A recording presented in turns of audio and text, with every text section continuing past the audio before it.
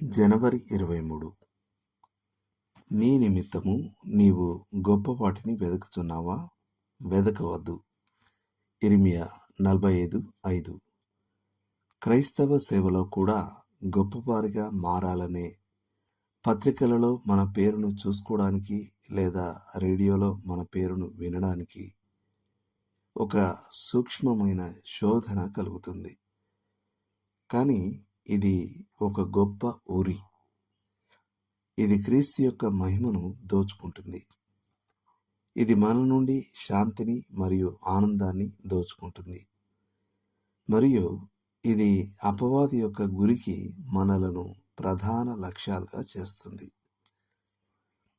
CH మకింతోష్ చెప్పినట్టు, ఒక వ్యక్తి కానీ లేదా అతని పని కానీ ప్రసిద్ధి చెందినప్పుడు ఎల్లప్పుడూ అత్యంత ప్రమాదం ఉంటుంది. ప్రభు అయిన యేసు తప్ప మరే ఇతర విషయానికైనా లేదా ఎవరికైనా అది మళ్లించబడినప్పుడు సాతాను తన లక్ష్యాన్ని సాధిస్తున్నాడని అతను నిర్ణయించుకోవచ్చు.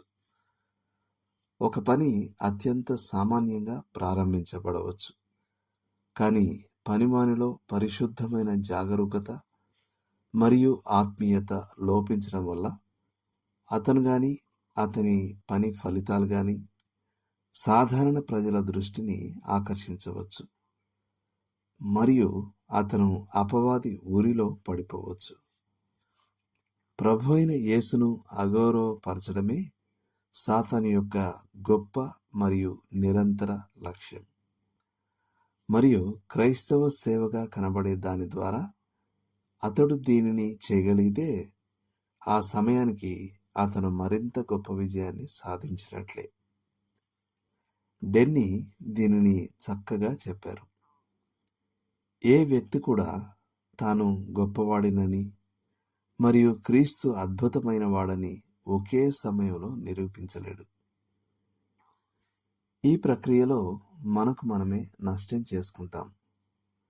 ఒకరు ఇలా అన్నారు: నేను గొప్పవాడిని కావాలనే ప్రయత్నాన్ని విరమించుకునే వరకు సేవలో నిజమైన శాంతిని మరియు ఆనందాన్ని ఎప్పుడూ తెలుసుకోలేదు. మరియు గొప్పవారిగా ఉండాలనే కోరిక సాతాను దాడికి మనలను సులభమైన లక్ష్యాలుగా చేస్తుంది. ప్రసిద్ధి చెందిన వ్యక్తి యొక్క పతనం క్రీస్తు కార్యానికి గొప్ప నిందను తెస్తుంది. బాప్తిస్మమిచ్చు యోహాను గొప్పతనానికి సంబంధించిన ఏ వాదనలనైనా పట్టుదలతో త్యజించాడు. అతని నినాదం ఏమిటంటే, ఆయన హెచ్చవలెను, నేను తగ్గవలెను. ప్రభువు మనలను పైకి వెళ్ళమని పిలిచే వరకు మనం కూడా అత్యల్ప స్థానంలో కూర్చోవాలి. మనలో ప్రతి ఒక్కరికి ఒక మంచి ప్రార్థన ఏమిటంటే, నన్ను అల్పునిగాను అజ్ఞాతవాసిగాను ఉంచుము. క్రీస్తు ఒక్కడే నన్ను ప్రేమించి విలువనిచ్చినట్లు చేయుము. గలిలయలాగా నజరేతు కూడా ఒక చిన్న స్థలం మాత్రమే.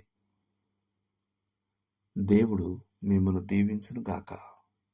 ఆమేన్.